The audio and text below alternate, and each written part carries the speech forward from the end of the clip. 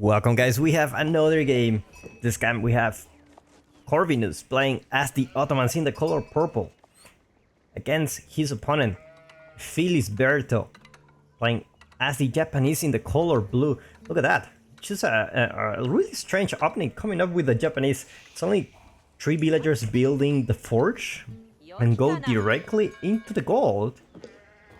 That's really interesting. I cannot think of any reason why he would do that. The first thing that comes into my mind is like, is he going for an early wheelbarrow? But then Japanese is like, hey, you don't have wheelbarrow. You actually can afford this from the farmhouse a little cheaper. So I'm really curious about it. Probably he's thinking, you know, Ottomans just gonna send the spearman from the military school and it's just gonna harass the goal. I just want to deal with this right away. That's probably the reason. That's probably the reason. I think he even did it without even scouting. Let's take a look at Corvinus scouting. He didn't even check Filisberto. It's like, I'm not going there. Like, you can do whatever you want in your dark age. I'm not sending anyone. In fact, he didn't go for a military school, which is interesting. I mean, there is some value you can get from the military school at the beginning with the Ottomans against the Japanese. Sometimes they like to go berries, which are a little bit exposed. Oh, the berries, there you go. The berries are here. And you also have the gold. You know, you also have the gold. So, I guess it won't be necessary. Corvinus didn't create any military school. And Filisberto actually gathered 250 gold. Looks like this is not only about the spearman. Looks like this is thinking about the future. This is most likely I'm not really interested in rushing into the Feudal Age. I'm just going directly into castle. I have an excess amount of gold that I will not use now, but I will use later for sure. It's like Corvinus. It's, you know, it's fine with that. He's just getting the deer up the front. She's a great spot. Actually, it's very close to the opponent's base, but there's no military coming from the Japanese. Look at that. We're actually gonna see the Sultanate trade network coming from the Ottomans. With one villager, guys, what is this happening? What's happening in this game? Oh my god. Well, we're about to see Ottoman trade, and it's gonna be very... It's gonna be very interesting because I don't think I've never seen anyone trade in this map. Like, look at the trade posts, they are in the middle. So it's kind of risky. But the thing about the Ottoman landmark is that they get traders and you can put them there, right? So you can create the traders and just leave them there and you will get gold. And you could argue that you could use that to go for a fast castle yourself. We have seen people doing that, but in the long term, you know, the berry bushes landmark is probably the best option for you. It's probably. Meanwhile, Japanese just aging up with a good storehouse. 4 villagers there. They already have a tower just panicking. Like, it's not gonna attack you anytime soon, but you know, better be safe than sorry about it. This is one of those moments where it's like, nah, nothing will happen, and when you don't do it, something happens. And when you overreact, like, yeah, definitely he's coming, and you put up on your defenses, and the end of the day he doesn't end up coming. This is one of those situations where it's like, hey, that's life. That's life. It's gonna be a very, very slow age up for Corvinus. Looks like he will also try to potentially go castle age. Like, has an outpost near the gold. Is aging up really slowly. Maybe thinking, hey, you know, Filisberto, you maybe trying to go castle may go as well. That may be a choice. And I don't think Mount Samurai is a good choice for the Japanese in this matchup, just because they do have they have to fight against the Janissaries. The Janissaries are extremely deadly against any kind of cavalry unit. They are like spearmen with asteroids. They just do damage on distance, and you know, cavalry units, they don't last a second against Janissaries. Like, no matter what kind of cavalry you have, I don't care if it's a French knight with royal bloodlines against the Janissaries, they just gonna be melt. So you cannot go pretty much against Ottoman. It's a no-go to go cavalry. And looks like Filisberto knows about that. It's gonna go with the barracks, actually. And after 1,000 years, the Sultanhani trade network is gonna go up with 3 traders. Actually, I don't know if it's a good or a bad thing. Like, you could age up potentially faster and get those traders before. But, you know, probably you need to do a lot of math and a lot of testing on your end to see if it's worth it to age up with one villager or not. It's one of those things that you just have to try it out. It's like Onabugacious are gonna start being on the field for Filisberto, and looks like actually put them in the town center. Looks like he doesn't want his opponent to look he's having an army, which is really interesting. Now, Onabugacious is one of those units that is kind of deadly. I say kind of, but it's very deadly. That beautiful door at the... Who will open this door? Oh my god. That looks like a window, but it's a door. I don't know exactly what it is, but it has beautiful colors. And there you go. Corvinus going out for Castlage. Now, Onabugacious is one of those units that I was telling you before. They're really deadly. Like, you never know if you're gonna win against those Onabugacious. And there is a guy that is putting videos on YouTube about battles with equal number of resources for different type of unit, and Onabugacious is just melting everything, melting Royal Knights with melting Mana Darms. It's just like such a good unit, Looks like first villager off the game going down, and potentially another one. Onabugacious are kind of fast. Looks like he will hesitate and he will go back for sure. He will go back. Looks like Filisberto saw the landmark. Never mind, he haven't even scouted in this area, so he didn't saw the landmark. He thinks his opponent may be playing a little bit of Feudal Age, but looks like Filisberto is actually going for Feudal Age. I like this match already. It's like the roles are inverted, where Japanese is just fighting in Feudal Age and the Ottomans is just going directly into the Castle Age.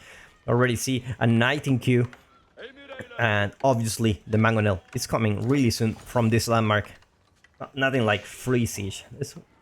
Nothing like free siege. Free units are my type of unit, really. It's like he's already putting a lot of villagers on stone just to get those military schools up. Meanwhile, more barracks coming up for Filisberto. Looks like he will be forced to fight in the Feudal Age a little bit longer. And let's see how these girls deal with the knight here, because they are really strong. It's like Corvino has vision of what's going on. Indeed, he does. He sees the battering ram push is coming, and let's see how he will react to it. Let's see how he will react. It's gonna be a tough one for Corvinus. He's already getting relics. Actually got the 2 imams out there just to gather those relics. He used the Bezier points just to get them. Looks like Onabugacious is just gonna deal damage to that knight. Gotta be careful not to lose those. Onabugacious with the Wololo outpost gets fortified, and Onabugacious start attacking. Trying to get a villager here, but didn't manage to kill any villager. Looks like they will be fighting against those lancers. They do not have enough upgrades to take them down. They do have +2 attack, but you know, it's not gonna be enough. Spearman also joins the party. Dark Age Spearman. Is it Dark Age? No, it's already hardened.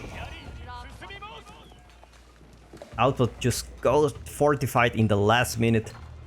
So looks like Filisberto still haven't accomplished to get the Ottoman player out of his initial gold.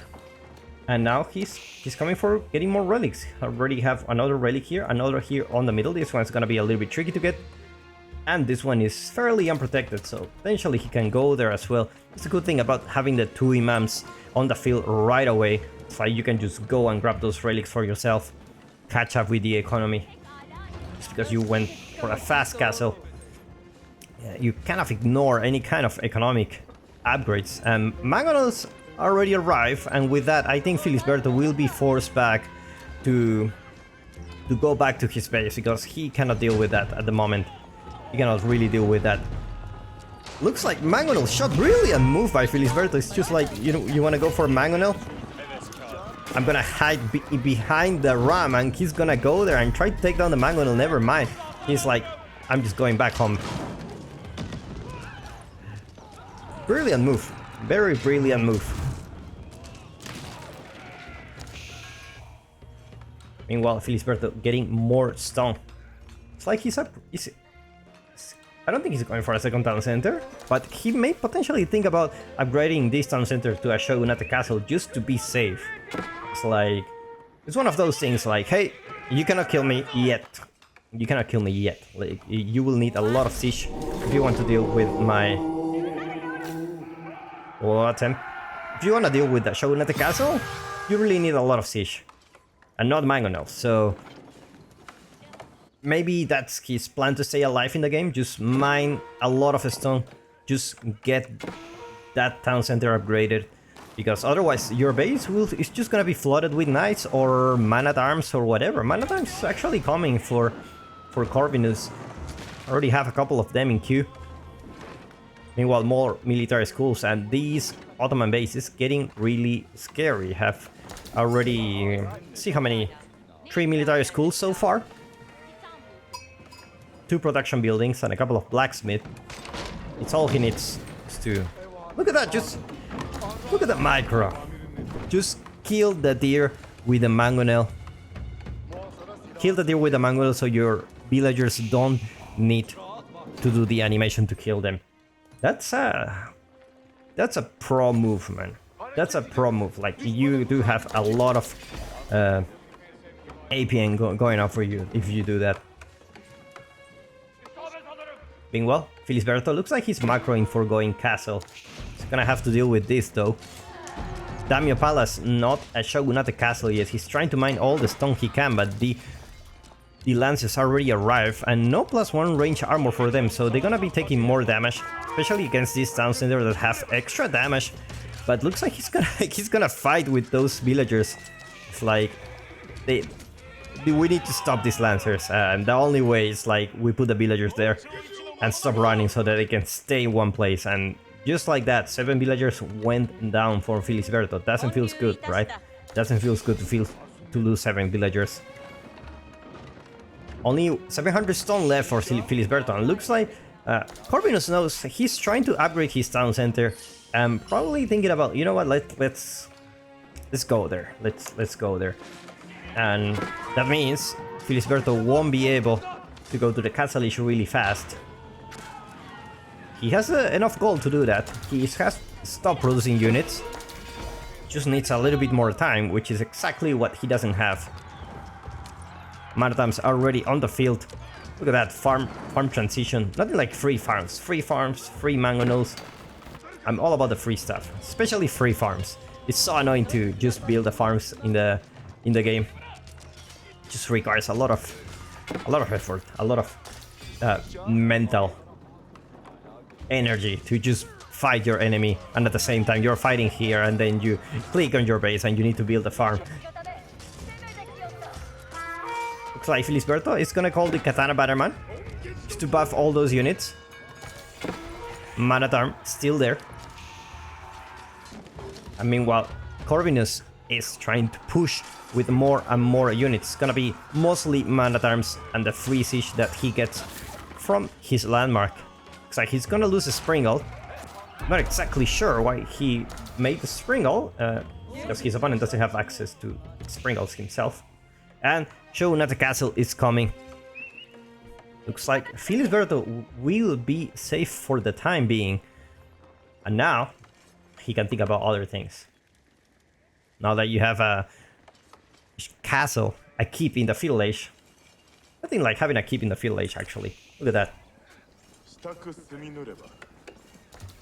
Nothing like having a keep in the Feudal Age. A beautiful model, actually. And, you know, this may look inoffensive to you because you still think it's a town center. It's not. It does 80 cannon damage, plus 110 against infantry and cavalry, which means pretty much every 4 seconds, never mind. Yeah, every 4 seconds, one of your units dies. For sure, 100% sure they die. And you just can't deep dive into the base. You can't deep dive into the base.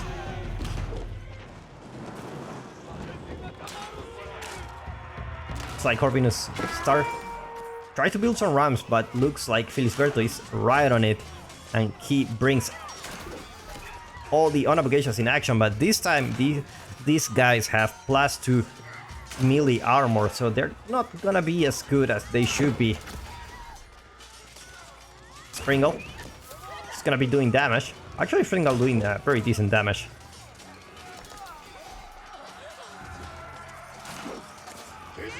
Looks like Filisberto is I think he thought he was gonna win this fight. You know, Onobogations is one of those units that it's like, yeah, we can take everything. We can take everything. We have huge DPS, but against Castle Age units, against Feudal Age units, looks like it's not the case anymore. It's like Springle is gonna go down, and unfortunately for him, Filisberto just fought outside of the castle, so... Oh my god. This is bad. He needs to fight inside a castle. The problem is, if he does that, Corvinus is just gonna build rams.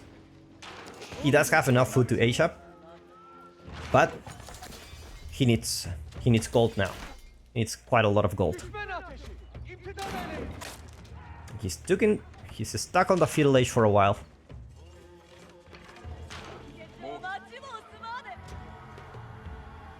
Meanwhile, Imams getting herbal medicine. I forgot to mention, I don't know if you know this, but when you get the Imams from the Vizier point, just like Corvinus did this game, all the Imams, they do AoE healing. And they heal a lot. So if you have like several of them healing your army, you're really healing a lot of units. You're healing a lot of units.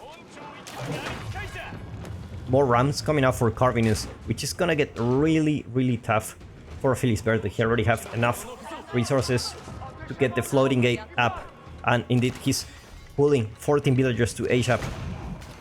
He's gonna lose one of those blacksmith, one of those forge.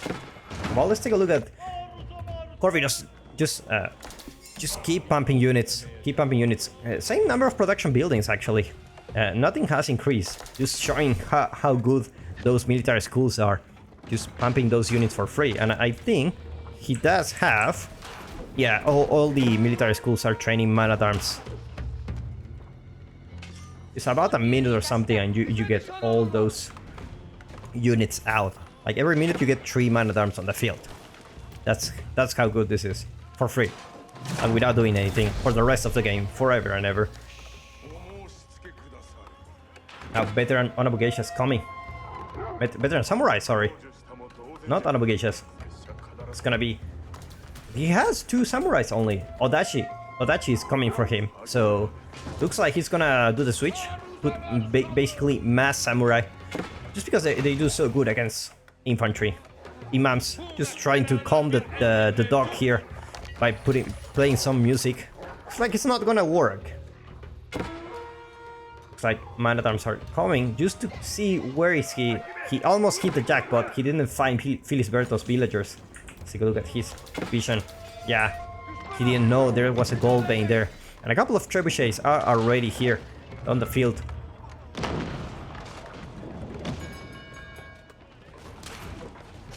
A trebuchet is the only thing that can take down a shogun at the castle. Either a trebuchet or a bombard, but I think the bombard will just have less range. It's like the Springle took down the life of a villager. Filisberto The thing that is keeping him alive. Rip, Mecter. The thing that is keeping him alive is just this keep.